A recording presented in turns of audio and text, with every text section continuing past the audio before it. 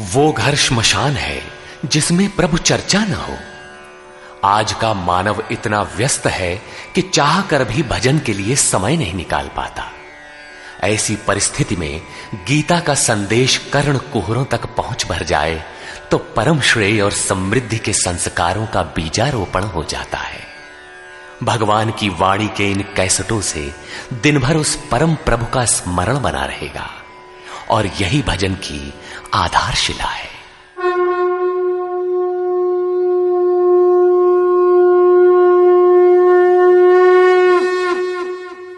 ओम श्री परमात्मने नमः। यथार्थ गीता श्रीमद् भगवद गीता अथ नवमोऽध्याय। प्रस्तुत अध्याय में योगेश्वर श्री कृष्ण ने स्वयं चर्चा की कि योग युक्त पुरुष का ऐश्वर्य कैसा है, सब में व्याप्त रहने पर भी वो कैसे निर्लेप है, करते हुए भी वो कैसे अकर्ता है। उस पुरुष के स्वभाव एवं प्रभाव पर प्रकाश डाला। योग को आचरण में ढालने पर आने वाले देवतादिक विघ्नों से सतर्क किया और उस पुरुष के शरण होने पर बल दिया।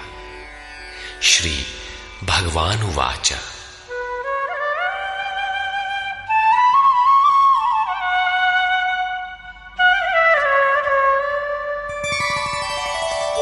इदन्तु ते गुह्यतमम् प्रवक्ष्याम्यनसूयवे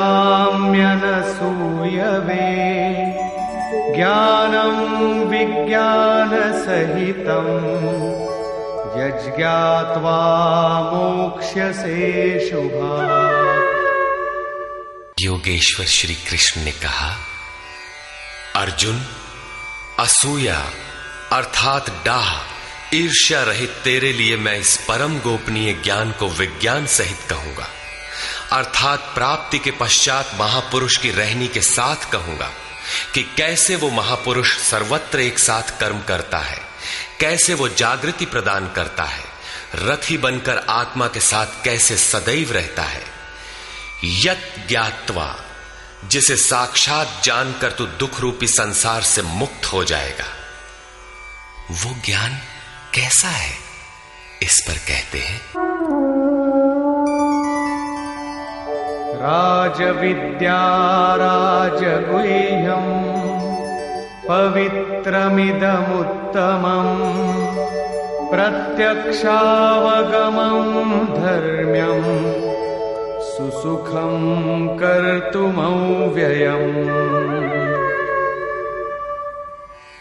विज्ञान से संयुक्त ये ज्ञान सभी विद्याओं का राजा है। विद्या का अर्थ भाषा ज्ञान अथवा शिक्षा नहीं है। विद्या ही का ब्रह्म गति प्रदाया सा विद्या या विमुक्तये। विद्या उसे कहते हैं कि जिसके पास आए उसे उठाकर ब्रह्म पथ पर चलाते हुए मोक्ष प्रदान कर दे। यदि रास्ते में रिद्धियों सिद्धियों अथवा प्रकृति में कहीं उलझ गया तो सिद्ध है कि अविद्या सफल हो गई। वो विद्या नहीं है। ये राजविद्या ऐसी है जो निश्चित कल्याण करने वाली है। ये सभी गोपनीयों का राजा है। अविद्या और विद्या के अवगुंठन का अनावरण होने पर योग युक्तता के पश्चात ही इससे मिलन होता है। ये अति पवित्र, उत्तम और प्रत्यक्ष फल वाला है। इधर करो उधर लो, ऐसा प्रत्यक्ष फल वाला है। ये अंधविश्वास नहीं है कि इस जन्म में साधन करो, फल कभी दूसरे जन्मों में मिलेगा। ये परम धर्म परमात्मा से संयुक्त है। विज्ञान सहित ये ज्ञान करने में सरल और अविनाशी है। अश्रद्धाना पुरुषा धर्मस्यास्य परन्तप अप्राप्य मां निवर्तन्ते मृत्यु संसार वर्त्मनि। परंतप अर्जुन, इस धर्म में अर्थात जिसका थोड़ा भी साधन करने पर विनाश नहीं होता, श्रद्धा रहित पुरुष मुझे प्राप्त न होकर संसार क्षेत्र में भ्रमण करता ही रहता है। अतः श्रद्धा अनिवार्य है। क्या आप संसार से परे हैं? इस पर कहते हैं, मया ततमिदं सर्वं जगदव्यक्तमूर्तिना मत्स्थानि सर्वभूतानि न चाहं तेष्वस्थितः। मुझ अव्यक्त स्वरूप से ये सब जगत व्याप्त है, अर्थात मैं जिस स्वरूप में स्थित हूं वो सर्वत्र व्याप्त है। सभी प्राणी मुझ में स्थान पाए हैं, किंतु मैं उनमें स्थित नहीं हूं, क्योंकि मैं अव्यक्त स्वरूप में स्थित हूं। महापुरुष जिस अव्यक्त स्वरूप में स्थित हैं, वहीं से अर्थात शरीर छोड़कर उसी अव्यक्त स्तर से ही बात करते हैं। इसी क्रम में आगे कहते हैं, न च मत्स्थानि भूतानि पश्य मे योगमैश्वरम् भूतभृन्न च भूतस्थो ममात्मा भूतभावनः। वस्तुतः सब भूत भी मुझ में स्थित नहीं है, क्योंकि वे मरण धर्मा है, प्रकृति के आश्रित हैं। किंतु मेरे योग माया के ऐश्वर्य को देख कि जीवधारियों को उत्पन्न और पोषण करने वाला मेरा आत्मा भूतों में स्थित नहीं है। मैं आत्म स्वरूप हूं, इसलिए मैं उन भूतों में स्थित नहीं हूं। यही योग का प्रभाव है। इसको स्पष्ट करने के लिए योगेश्वर श्री कृष्ण दृष्टांत देते हैं। यथाकाशस्थितो नित्यं वायुः सर्वत्र गो महान् तथा सर्वाणि भूतानि मत्स्थानीत्युपधारय। जैसे आकाश में ही उत्पन्न होने वाला महान वायु आकाश में सदैव स्थित है, किंतु उसे मलिन नहीं कर पाता, ठीक वैसे ही संपूर्ण भूत मुझ में स्थित है, ऐसा जान। ठीक इसी प्रकार मैं आकाशवत निर्लेप हूं, वे मुझे मलिन नहीं कर पाते। प्रश्न पूरा हुआ। यही योग का प्रभाव है। अब योगी करता क्या है, इस पर कहते हैं,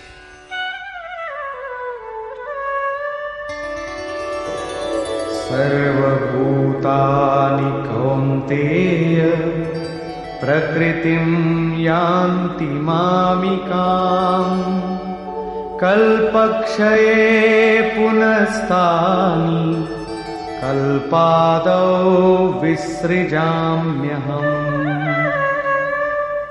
अर्जुन, कल्प के विलय काल में सब भूत मेरी प्रकृति अर्थात मेरे स्वभाव को प्राप्त होते हैं, और कल्प के आदि में मैं उनको बार बार विसृजामि विशेष रूप से सृजन करता हूं। थे तो वे पहले से, किंतु विकृत थे, उन्हीं को रचता हूं, सजाता हूं। जो अचेत हैं उन्हें जागृत करता हूं, कल्प के लिए प्रेरित करता हूं। कल्प का तात्पर्य है उत्थानोन्मुख परिवर्तन। आसुरी संपद से निकलकर जैसे जैसे पुरुष दैवी संपद में प्रवेश पाता है, यहीं से कल्प का आरंभ है, और जब ईश्वर भाव को प्राप्त हो जाता है, वही कल्प का क्षय है। अपना कर्म पूरा करके कल्प भी विलय हो जाता है। भजन का आरंभ कल्प का आदि है, और भजन की पराकाष्ठा जहां लक्ष्य विदित होता है, कल्प का अंत है। जब ये प्रत्यगात्मा योनियों के कारणभूत राग द्वेषादि से मुक्ति पाकर अपने शाश्वत स्वरूप में स्थिर हो जाए, इसी को श्री कृष्ण कहते हैं कि वो मेरी प्रकृति को प्राप्त होता है। जो महापुरुष प्रकृति का विलय करके स्वरूप में प्रवेश पा गया, उसकी प्रकृति कैसी? क्या उसमें प्रकृति शेष ही है? नहीं। अध्याय 3 के 33वें श्लोक में योगेश्वर श्री कृष्ण कह चुके हैं कि सभी प्राणी अपनी प्रकृति को प्राप्त होते हैं। जैसा उनके ऊपर प्रकृति के गुणों का दबाव है, वैसा करते हैं। और ज्ञानवानपि, प्रत्यक्ष दर्शन के साथ जानकारी वाला ज्ञानी भी अपनी प्रकृति के सदृश चेष्टा करता है। ये पीछे वालों के कल्याण के लिए करता है। पूर्ण ज्ञानी तत्व स्थित महापुरुष की रहनी ही उसकी प्रकृति है। वो अपने इसी स्वभाव में बरतता है। कल्प के क्षय में लोग महापुरुष की इसी रहनी को प्राप्त होते हैं। महापुरुष के इसी कृतित्व पर पुनः प्रकाश डालते हैं। प्रकृतिं स्वामवष्टभ्य विसृजामि पुनः पुनः भूतग्राममिमं कृत्स्नम् अवशं प्रकृतेर्वशात्।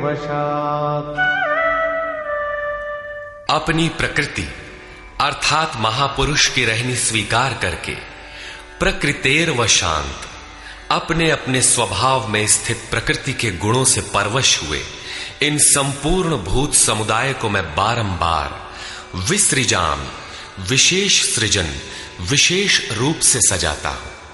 इन्हें अपने स्वरूप की ओर बढ़ने के लिए प्रेरित करता हूं। तब तो आप इस कर्म से बंधे हैं। न च मां तानि कर्माणि निबध्नन्ति धनञ्जय उदासीनवदासीनम् असक्तं तेषु कर्मसु। अध्याय 4 के 9वें श्लोक में योगेश्वर श्री कृष्ण ने कहा था कि महापुरुष की कार्य प्रणाली अलौकिक है। अध्याय 9 के 4थे श्लोक में बताया, मैं अव्यक्त रूप से करता हूं। यहां भी वही कहते हैं, धनंजय, जिन कर्मों को मैं अदृश्य रूप से करता हूं उसमें मेरी आसक्ति नहीं है। उदासीन के सदृश स्थित रहने वाले मुझ परमात्म स्वरूप को वे कर्म नहीं बांधते, क्योंकि कर्म के परिणाम में जो लक्ष्य मिलता है उसमें मैं स्थित हूं, इसलिए उन्हें करने के लिए मैं विवश नहीं हूं। ये तो स्वभाव के साथ जुड़ी प्रकृति के कार्यों का प्रश्न था। महापुरुष की रहनी थी, उनकी रचना थी। अब मेरे अध्यास से जो माया रचती है वो क्या है? वो भी एक कल्प है।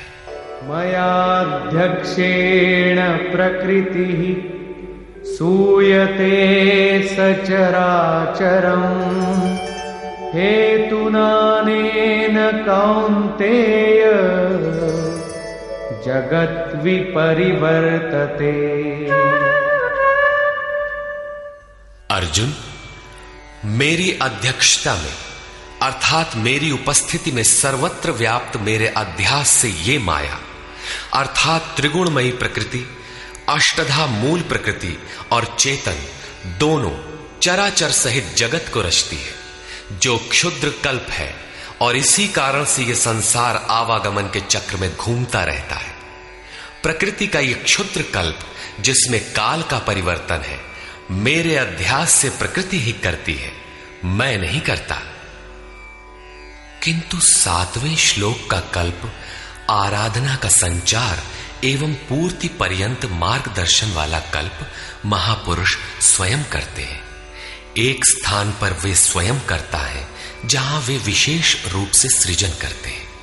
यहां कर्ता प्रकृति है, जो केवल मेरे आभास से ये क्षणिक परिवर्तन करती है, जिसमें शरीरों का परिवर्तन, काल परिवर्तन, युग परिवर्तन इत्यादि आते हैं।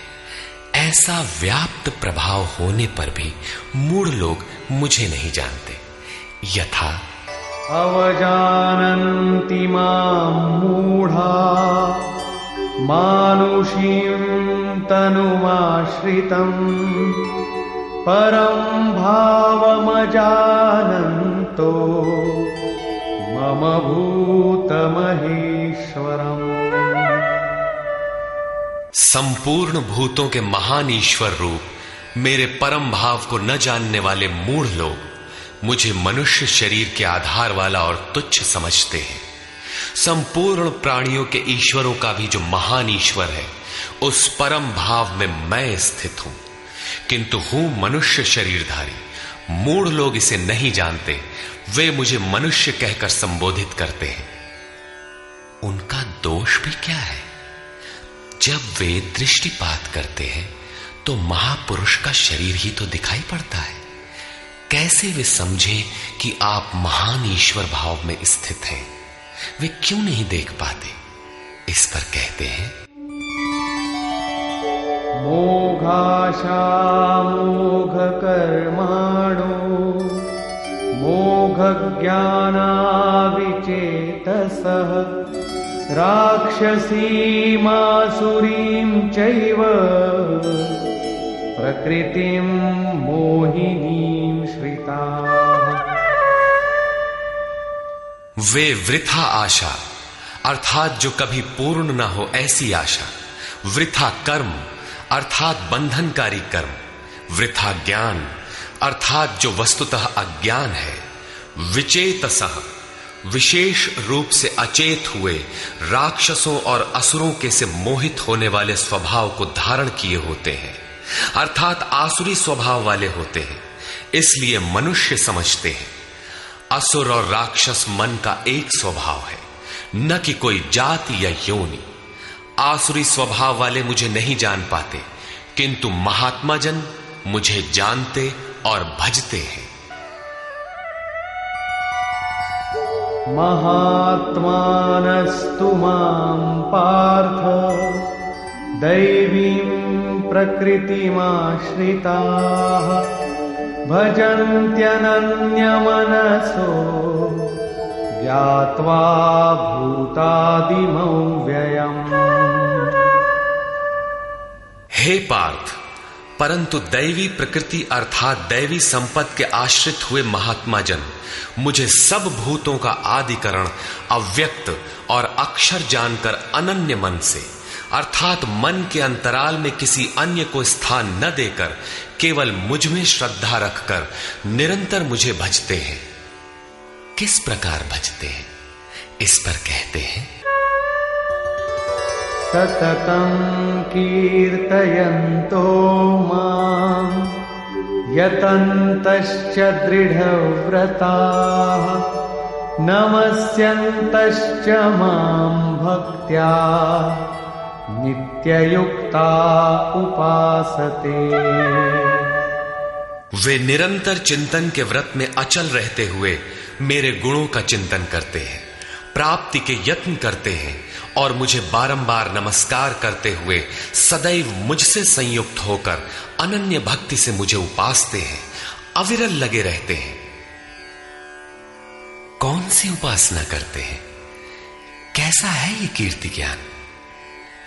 कोई दूसरी उपासना नहीं, वरन वही यज्ञ जिसे विस्तार से बता आए हैं, उसी आराधना को यहां संक्षेप में योगेश्वर श्री कृष्ण दोहरा रहे हैं। ज्ञानयज्ञेन चाप्यन्ये यजन्तो मामुपासते एकत्वेन पृथक्त्वेन बहुधा विश्वतो मुखम्। उनमें से कोई तो मुझ सर्वव्याप्त विराट परमात्मा को ज्ञान यज्ञ द्वारा यजन करते हैं, अर्थात अपनी लाभ हानि और शक्ति को समझकर इसी नियत कर्म यज्ञ में प्रवृत्त होते हैं।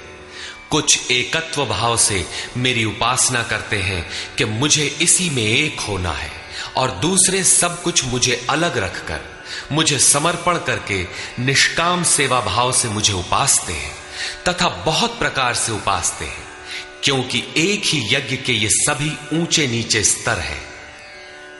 यज्ञ का आरंभ सेवा से ही होता है, किंतु उसका अनुष्ठान होता कैसे है? योगेश्वर श्री कृष्ण कहते हैं, यज्ञ मैं करता हूं। यदि महापुरुष रथी न हो तो यज्ञ पार नहीं लगेगा। उन्हीं के निर्देशन में साधक समझ पाता है कि अब वो किस स्तर पर है, कहां तक पहुंच सका है। वस्तुतः यज्ञ करता कौन है? इस पर योगेश्वर श्री कृष्ण कहते हैं, अहं क्रतुरहं यज्ञः स्वधाहमहमौषधम् मन्त्रोऽहमहमेवाज्यम् अहमग्निरहं हुतम्। कर्ता मैं हूं।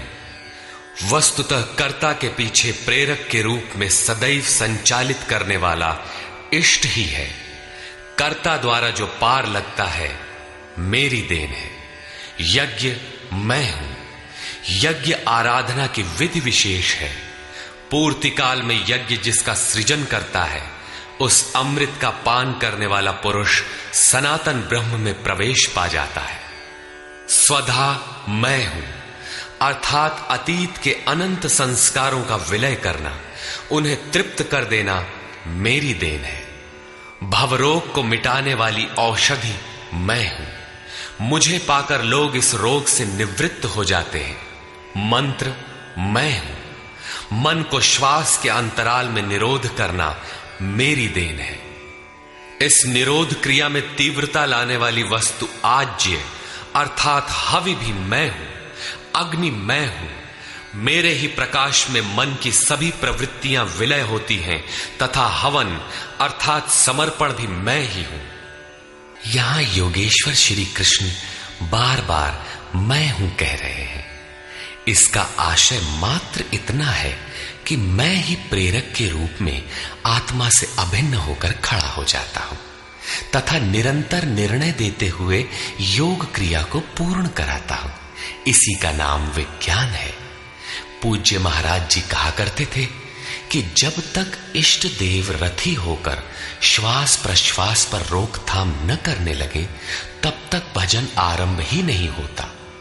कोई लाख आंख मूंदे भजन करे, शरीर को तपा डाले, लेकिन जब तक जिस परमात्मा की हमें चाह है वो जिस सतह पर हम खड़े हैं उस स्तर पर उतरकर आत्मा से अभिन्न होकर जागृत नहीं हो जाता तब तक सही मात्रा में भजन का स्वरूप समझ में नहीं आता। इसीलिए महाराज जी कहते थे, मेरे स्वरूप को पकड़ो मैं सब दूंगा। श्री कृष्ण कहते हैं सब मुझसे होता है। पिताहमस्य जगतो माता धाता पितामहः वेद्यं पवित्रमोंकार ऋक्सामयजुरेव च। अर्जुन, मैं ही संपूर्ण जगत का धाता अर्थात धारण करने वाला, पिता अर्थात पालन करने वाला, माता अर्थात उत्पन्न करने वाला, पितामह अर्थात मूल उद्गम हूं जिसमें सभी प्रवेश पाते हैं, और जानने योग्य पवित्र ओंकार अर्थात जो अहम आकारः इति ओंकारः वो परमात्मा मेरे स्वरूप में है। सोहम, तत्वमसि इत्यादि एक दूसरे के पर्याय हैं। ऐसा जानने योग्य स्वरूप मैं ही हूं। ऋक् अर्थात संपूर्ण प्रार्थना, साम अर्थात समत्व दिलाने वाली प्रक्रिया, यजुः अर्थात यजन की विधि विशेष भी मैं ही हूं। योग अनुष्ठान के उक्त तीनों आवश्यक अंग मुझसे होते हैं। गतिर्भर्ता प्रभु साक्षी निवास शरणं सुहृत् प्रभवः प्रलय स्थानं निधानं बीजमव्ययम्। हे अर्जुन, गति है अर्थात प्राप्त होने योग्य परम गति, भर्ता भरण पोषण करने वाला, सबका स्वामी, साक्षी अर्थात दृष्टा रूप में स्थित सबको जानने वाला, सबका वास स्थान शरण लेने योग्य, अकारण प्रेमी मित्र, उत्पत्ति और प्रलय अर्थात शुभाशुभ संस्कारों का विलय तथा अविनाशी कारण मैं ही हूं। अर्थात अंत में जिनमें प्रवेश मिलता है वे सारी विभूतियां मैं ही हूं। तपाम्यहमहं वर्षं निगृह्णाम्युत्सृजामि च अमृतं चैव मृत्युश्च सदसच्चाहमर्जुन। मैं सूर्य रूप से तपता हूं, वर्षा को आकर्षित करता हूं, मृत्यु से परे अमृतत्व तथा मृत्यु, सत और असत सब कुछ मैं ही हूं। अर्थात जो परम प्रकाश प्रदान करता है वो सूर्य मैं ही हूं। कभी कभी भजने वाले मुझे असत भी मान बैठते हैं, वे मृत्यु को प्राप्त होते हैं। इस प्रकार कहते हैं, त्रैविद्या मां सोमपाः पूतपापाः यज्ञैरिष्ट्वा स्वर्गतिं प्रार्थयन्ते ते पुण्यमासाद्य सुरेन्द्रलोकम् अश्नन्ति दिव्यान् दिवि देवभोगान्। आराधना विद्या के तीनों अंग ऋक्, साम और यजु अर्थात प्रार्थना, समत्व की प्रक्रिया और यजन का आचरण करने वाले, सोम अर्थात चंद्रमा के क्षीण प्रकाश को पाने वाले, पाप से मुक्त होकर पवित्र हुए पुरुष उसी यज्ञ की निर्धारित प्रक्रिया द्वारा मुझे इष्ट रूप में पूजकर स्वर्ग के लिए प्रार्थना करते हैं। यही असत की कामना है जिससे वे मृत्यु को प्राप्त होते हैं, उनका पुनर्जन्म होता है। जैसा पिछले श्लोक में योगेश्वर ने बताया, वे पूजते मुझे ही हैं, उसी निर्धारित विधि से पूजते हैं, किंतु बदले में स्वर्ग की याचना करते हैं। वे पुरुष अपने पुण्य के फल स्वरूप इंद्रलोक को प्राप्त होकर स्वर्ग में देवताओं के दिव्य भोग भोगते हैं, अर्थात ये भोग भी मैं ही देता हूं। ते तं भुक्त्वा स्वर्गलोकं विशालम् क्षीणे पुण्ये मर्त्यलोकं विशन्ति एवं त्रयी धर्ममनुप्रपन्ना गतागतं कामकामा लभन्ते। वे उस विशाल स्वर्ग को भोग कर पुण्य क्षीण होने पर मृत्युलोक अर्थात जन्म मृत्यु को प्राप्त होते हैं। इस प्रकार त्रयी धर्मम प्रार्थना, समत्व एवं यजन की तीनों विधियों से एक ही यज्ञ का अनुष्ठान करने वाले मेरे शरण हुए भी कामना वाले पुरुष बारंबार जाने आने को अर्थात पुनर्जन्म को प्राप्त होते हैं। अतः किसी प्रकार की कामना नहीं करनी चाहिए। जो कामना नहीं करते उन्हें क्या मिलता है?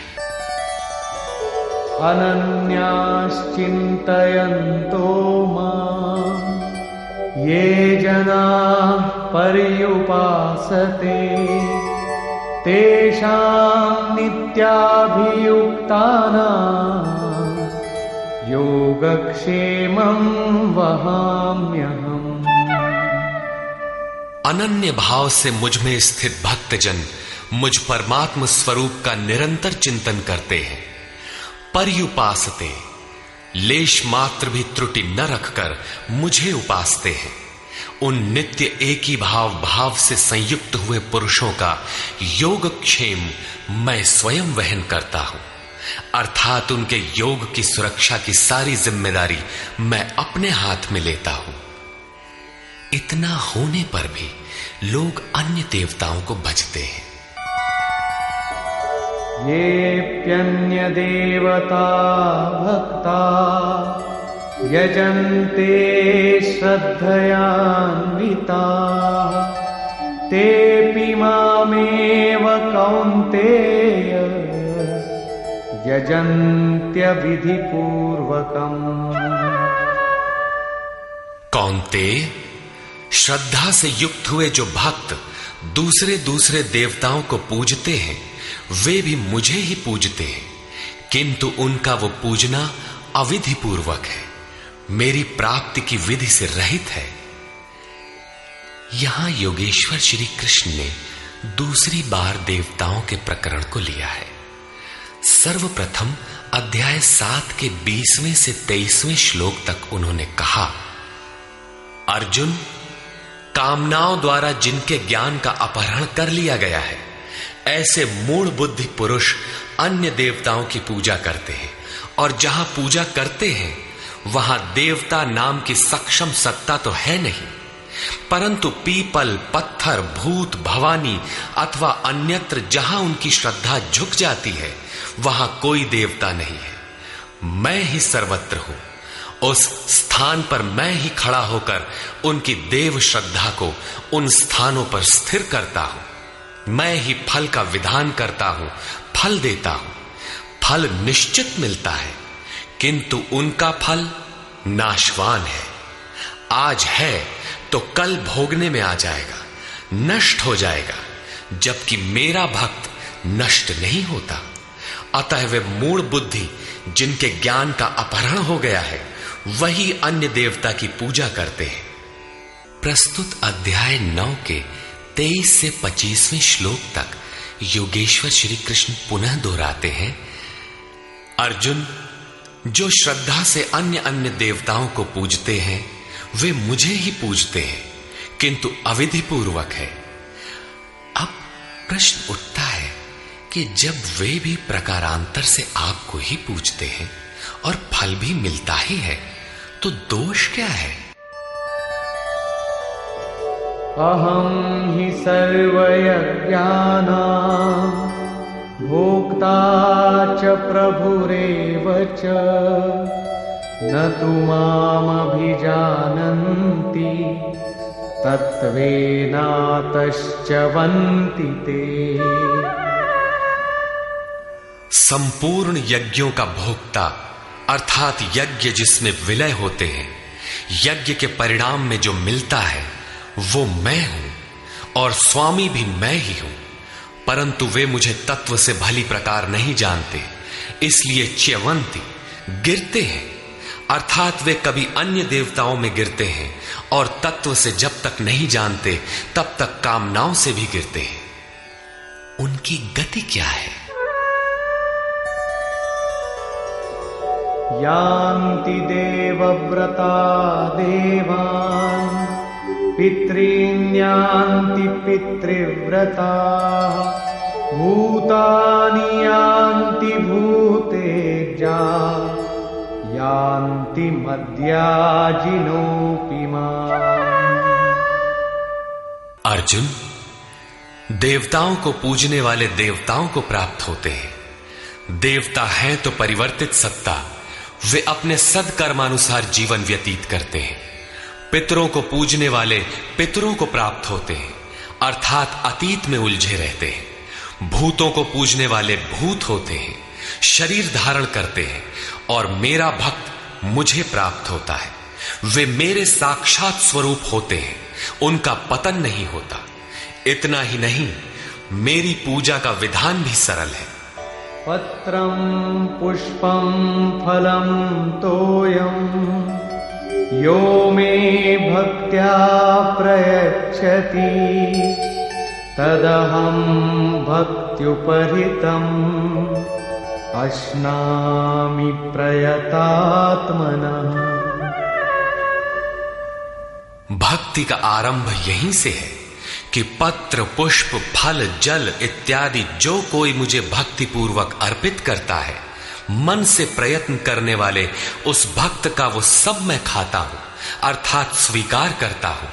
इसलिए यत्करोषि यदश्नासि यज्जुहोषि ददासि यत्तपस्यसि कौन्तेय तत्कुरुष्व मदर्पणम्।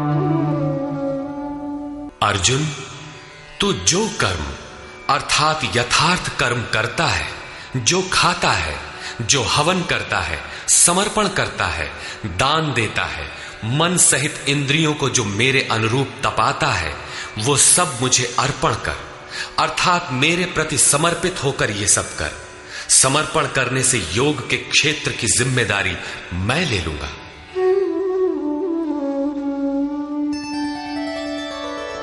शुभाशुभ फलैरेवम् मोक्ष्यसे कर्म बन्धनैः संन्यासयोगयुक्तात्मा विमुक्तो मामुपैष्यसि।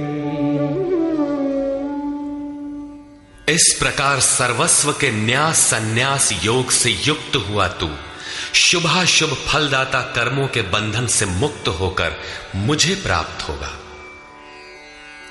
उपर्युक्त 3 श्लोकों में योगेश्वर श्री कृष्ण ने क्रमबद्ध साधन और उसके परिणाम का चित्रण किया है। पहले पत्र पुष्प फल जल का पूर्ण श्रद्धा से अर्पण, दूसरे समर्पित होकर कर्म का आचरण और तीसरे पूर्ण समर्पण के साथ सर्वस्व का त्याग। इनके द्वारा कर्म बंधन से विमुक्त अर्थात विशेष रूप से मुक्त हो जाएगा। मुक्ति से मिलेगा क्या? बताया मुझे प्राप्त होगा। यहां मुक्ति और प्राप्ति एक दूसरे के पूरक है। आपकी प्राप्ति ही मुक्ति है, तो उससे लाभ इस पर कहते हैं समोहं सर्वभूतेषु न मे द्वेषोऽस्ति न प्रियः ये भजन्ति तु मां भक्त्या मयि ते तेषु चाप्यहम्। सृष्टि में न मेरा कोई प्रिय है और न अप्रिय है, किंतु जो अनन्य भक्त है वो मुझ में है और मैं उसमें हूं। यही मेरा एकमात्र रिश्ता है, उसमें परिपूर्ण हो जाता हूं। मुझ में और उसमें कोई अंतर नहीं रह जाता। तब तो बहुत भाग्यशाली लोग ही भजन करते होंगे। भजन करने का अधिकार किसे है? इस पर योगेश्वर श्री कृष्ण कहते हैं अपि चेत् सुदुराचारो भजते मामनन्यभाक् साधुरेव समन्तव्यः सम्यग् व्यवसितो हि सः। यदि अत्यंत दुराचारी भी अनन्य भाव से अर्थात अन्य धन न, मेरे सिवाय किसी अन्य वस्तु या देवता को न भजकर केवल मुझे ही निरंतर भजता है, वो साधु ही मानने योग्य है। अभी वो साधु हुआ नहीं है, किंतु उसके हो जाने में संदेह भी नहीं है, क्योंकि वो यथार्थ निश्चय से लग गया है। अतः भजन आप भी कर सकते हैं, बशर्ते कि आप मनुष्य हो, क्योंकि मनुष्य ही यथार्थ निश्चय वाला है। गीता पापियों का उद्धार करती है और वो पथिक क्षिप्रं भवति धर्मात्मा शश्वच्छान्तिं निगच्छति कौन्तेय प्रतिजानीहि न मे भक्तः प्रणश्यति। इस भजन के प्रभाव से वो दुराचारी भी शीघ्र ही धर्मात्मा हो जाता है, परम धर्म परमात्मा से संयुक्त हो जाता है तथा सदैव रहने वाली परम शांति को प्राप्त होता है। कौन्तेय, तो निश्चय पूर्वक सत्य जान कि मेरा भक्त कभी नष्ट नहीं होता। यदि एक जन्म में पार नहीं लगा तो अगले जन्मों में भी वही साधन करके शीघ्र ही परम शांति को प्राप्त होता है। अतः सदाचारी दुराचारी सभी को भजन करने का अधिकार है। इतना ही नहीं, अपितु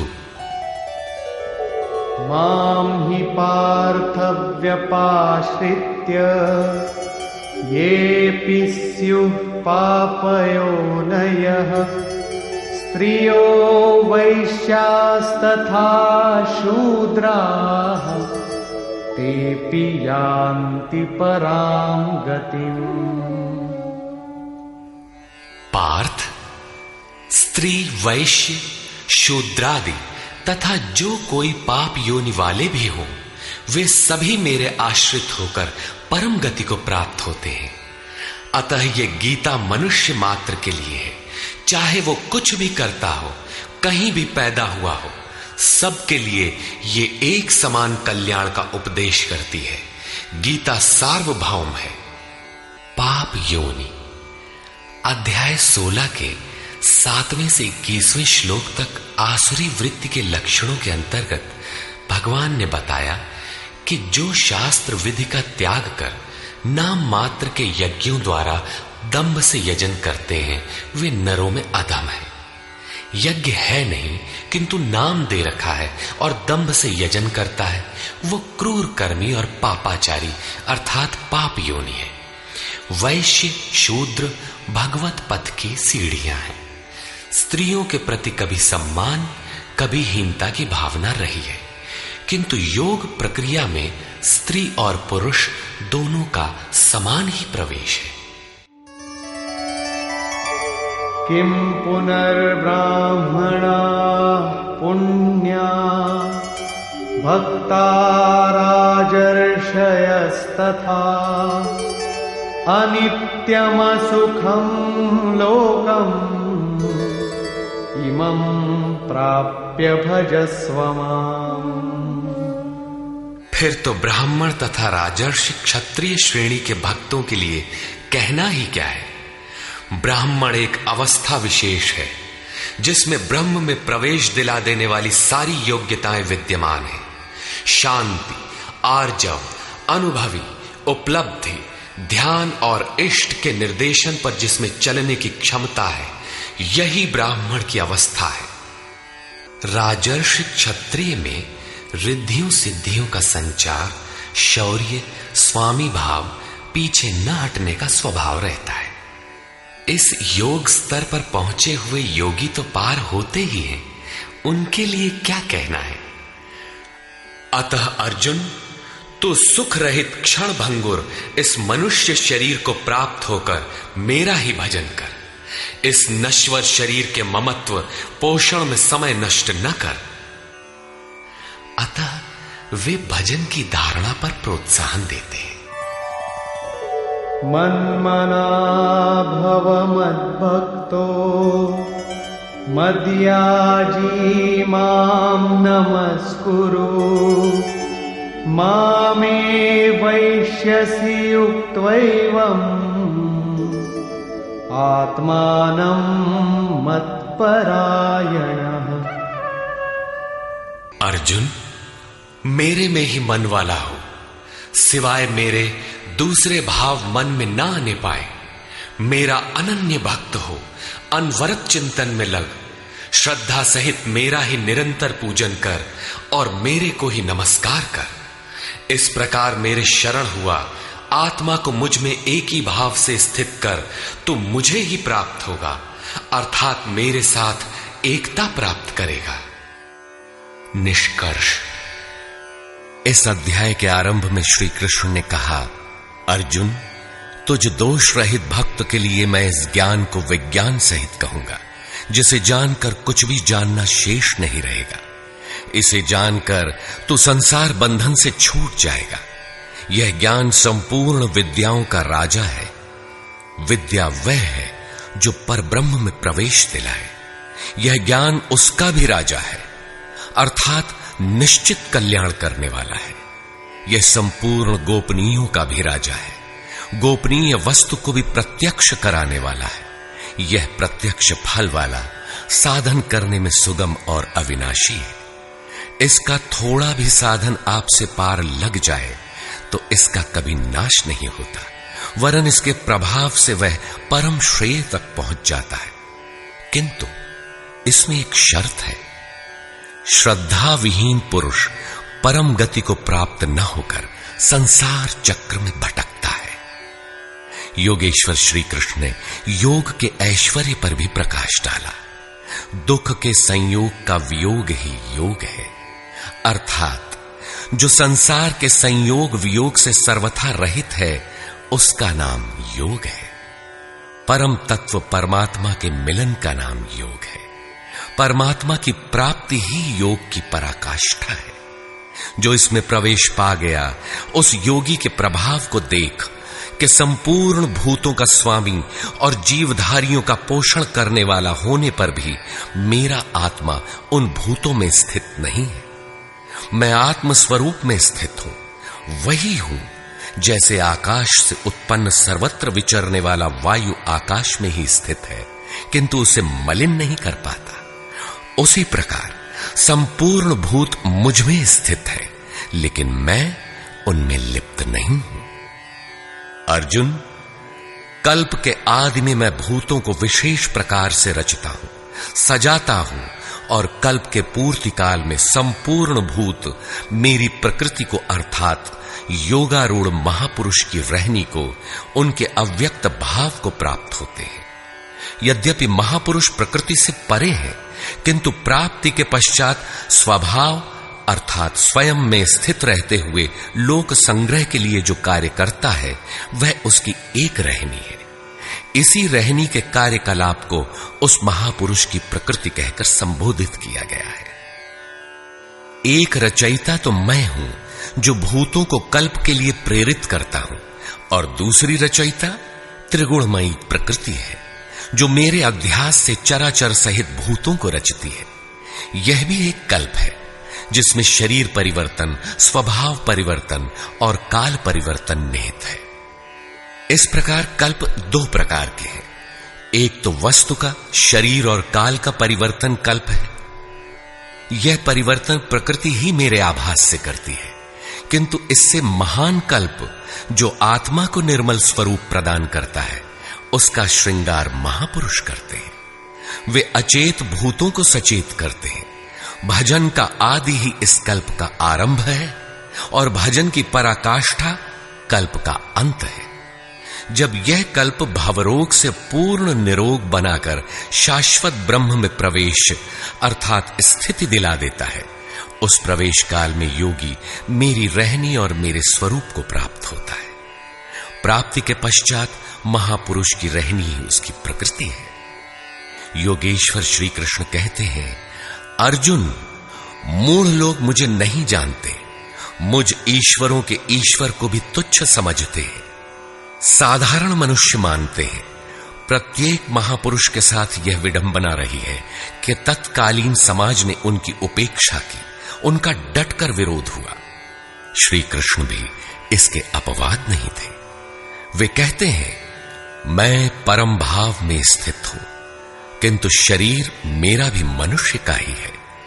अतः मूढ़ पुरुष मुझे तुच्छ कहकर, मनुष्य कहकर संबोधित करते हैं। ऐसे लोग व्यर्थ आशा वाले, व्यर्थ कर्म वाले, व्यर्थ ज्ञान वाले हैं कि कुछ भी करें और कह दें कि हम तो कामना नहीं करते, हो गए निष्काम कर्मयोगी। वे आसुरी स्वभाव वाले मुझे नहीं परख पाते, किंतु दैवी संपत्ति को प्राप्त जन अनन्य भाव से मेरा ध्यान करते हैं, मेरे गुणों का निरंतर चिंतन करते हैं। अनन्य उपासना अर्थात यज्ञार्थ कर्म के दो ही मार्ग हैं। पहला है ज्ञान मार्ग अर्थात अपने भरोसे, अपनी शक्ति को समझकर उसी नियत कर्म में प्रवृत्त होना, और दूसरी विधि स्वामी सेवक भावना की है, जिसमें सद्गुरु के प्रति समर्पित होकर वही कर्म किया जाता है। इन्हीं दो दृष्टियों से लोग मुझे उपासते हैं, किंतु उनके द्वारा जो पार लगता है वह यज्ञ, वह हवन, वह कर्ता, श्रद्धा और औषधि जिससे भावरोग की चिकित्सा होती है, मैं ही हूं। अंत में जो गति प्राप्त होती है वह गति भी मैं ही हूं। इसी यज्ञ को लोग त्रैविद्या, प्रार्थना, यजन और समत्व दिलाने वाली विधियों से संपादित करते हैं, किंतु बदले में स्वर्ग की कामना करते हैं। तो मैं स्वर्ग भी देता हूं। उसके स्वभाव से वे इंद्र पद प्राप्त कर लेते हैं, दीर्घ काल तक उसे भोगते हैं, किंतु पुण्य क्षीण होने पर वे पुनर्जन्म को प्राप्त होते हैं। उनकी क्रिया सही थी, किंतु भोगों की कामना रहने पर पुनर्जन्म पाते हैं। अतः भोगों की कामना नहीं करनी चाहिए। जो अनन्य भाव से अर्थात मेरे सिवाय दूसरा है ही नहीं, ऐसे भाव से जो निरंतर मेरा चिंतन करते हैं, लेश मात्र भी त्रुटि न रह जाए, ऐसे जो भजते हैं, उनके योग की सुरक्षा का भार मैं अपने हाथ में ले लेता हूं। इतना होने पर भी कुछ लोग अन्य देवताओं की पूजा करते हैं, वे भी मेरी ही पूजा करते हैं, किंतु वह मेरी प्राप्ति की विधि नहीं है। वे संपूर्ण यज्ञों के भोक्ता के रूप में मुझे नहीं जानते, अर्थात उनकी पूजा के परिणाम में मैं नहीं मिलता, इसीलिए उनका पतन हो जाता है। वे देवता, भूत अथवा पितरों के कल्पित रूप में निवास करते हैं, जबकि मेरा भक्त साक्षात मुझ में निवास करता है, मेरा ही स्वरूप हो जाता है। योगेश्वर श्री कृष्ण ने इस यज्ञार्थ कर्म को अत्यंत सुगम बताया कि कोई फल फूल या जो भी श्रद्धा से देता है उसे मैं स्वीकार करता हूं। अतः अर्जुन, तू जो कुछ आराधना करता है मुझे समर्पित कर। जब सर्वस्व का न्यास हो जाएगा तब योग से युक्त हुआ तू कर्मों के बंधन से मुक्त हो जाएगा और वह मुक्ति मेरा ही स्वरूप है। दुनिया में सब प्राणी मेरे ही हैं, किसी भी प्राणी से न मुझे प्रेम है न द्वेष, मैं तटस्थ हूं, किंतु जो मेरा अनन्य भक्त है मैं उसमें हूं, वो मुझ में है। अत्यंत दुराचारी जघन्यतम पापी ही कोई क्यों न हो, फिर भी अनन्य श्रद्धा भक्ति से मुझे भजता है तो वह साधु मानने योग्य है। उसका निश्चय स्थिर है तो वह शीघ्र ही परम से संयुक्त हो जाता है और सदा रहने वाली परम शांति को प्राप्त होता है। यहां श्री कृष्ण ने स्पष्ट किया कि धार्मिक कौन है। सृष्टि में जन्म लेने वाला कोई भी प्राणी अनन्य भाव से एक परमात्मा को भजता है, उसका चिंतन करता है तो वह शीघ्र ही धार्मिक हो जाता है। अतः धार्मिक वह है जो एक परमात्मा का सुमिरन करता है। अंत में आश्वासन देते हैं, अर्जुन, मेरा भक्त कभी नष्ट नहीं होता। कोई शूद्र हो, नीच हो, आदिवासी हो या अनादिवासी या कुछ भी नामधारी हो, पुरुष अथवा स्त्री हो अथवा पाप योनि तिर्यक योनि वाला भी जो हो, मेरी शरण होकर परम श्रेय को प्राप्त होता है। इसलिए अर्जुन, सुख रहित क्षण भंगुर किंतु दुर्लभ मनुष्य शरीर को पाकर मेरा भजन कर। फिर तो जो ब्रह्म में प्रवेश दिलाने वाली योग्यताओं से युक्त है, उस ब्राह्मण तथा जो राजर्षित्व के स्तर से भजने वाला है, ऐसे योगी के लिए कहना ही क्या है, वह तो पार ही है। अतः अर्जुन, निरंतर मुझ में मन वाला हो, निरंतर नमस्कार कर। इस प्रकार मेरी शरण में हुआ तू मुझे ही प्राप्त होगा, जहां से पीछे लौटकर नहीं आना पड़ता। प्रस्तुत अध्याय में उस विद्या पर प्रकाश डाला गया जिसे श्री कृष्ण स्वयं जागृत करते हैं। यह राज विद्या है जो एक बार जागृत होने पर निश्चित कल्याण करती है। अतः ओम तत्सदिति श्रीमद्भगवद गीता सूपनिषत्सु ब्रह्म विद्यायाम योग शास्त्रे श्री कृष्णार्जुन संवादे राज विद्या जागृति नाम नवमोऽध्यायः। इस प्रकार स्वामी अड़गड़ानंद कृत श्रीमद् भगवद गीता के भाष्य यथार्थ गीता का 9वां अध्याय पूर्ण होता है। हरि ओम तत्सत।